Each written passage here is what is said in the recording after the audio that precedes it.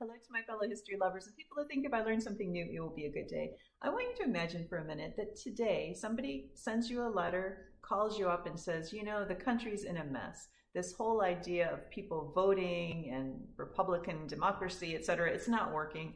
Let's just make you king. And that way it's kind of easier, right? You make all the rules, just solve all the problems. And we needed basically a military dictatorship. Would you take it, even if you thought it's for the best of the country? Well, what's interesting is Washington has offered this very proposition. So this is an interesting essay from the Picket Post. This was put out by the Valley Forge Historical Society a long time ago, like 50 years ago. And there's an essay called Washington's Finest Hour, because you're probably familiar that Washington is in fact offered a kingship. And this is how he responds. So the reason is, and I'll just share with you real quick, this is 1782, so kind of toward the end of the war, but everything's a stalemate, and frankly, it is a mess.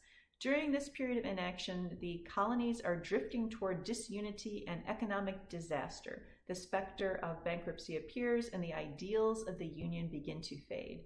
For some Americans, they become disillusioned by the state of affairs and begin scheming for a new political order.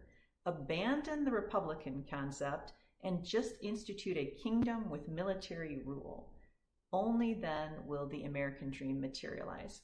So enter a guy named Colonel Nicolay, and he actually writes his famous letter to Washington, and he says basically it might be required that the head of the Constitution gets a new title, and he suggests that maybe the idea would be king, and that would proceed with it, would be attended with certain material advantages. And he mails this to Washington. And basically what he's saying is, yeah, it is a mess. The country's a mess. We haven't paid these soldiers.